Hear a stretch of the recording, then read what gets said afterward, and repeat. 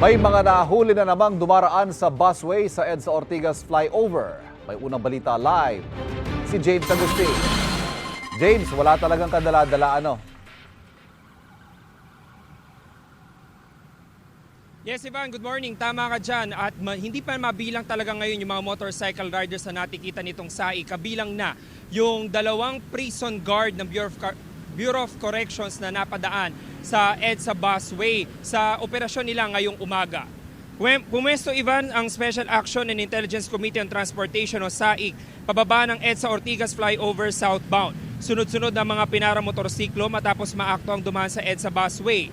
Mayroon pa motorcycle taxi rider na may angkas na pasahero na papasok pa man din sa trabaho. Hindi rin nakalusot ang dalawang prison guard ng Bucor o Bureau of Corrections. Pinahinto maging ang isang van na nakita ring dumaan sa busway. Kanya-kanya naman ang paliwanag ang mga nahuling motorista. Malilate na kasi ako tapos masikip kanina.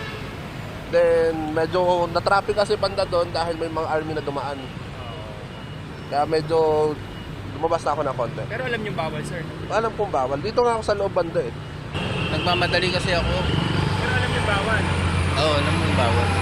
Mamadali kasi ako, late na ako.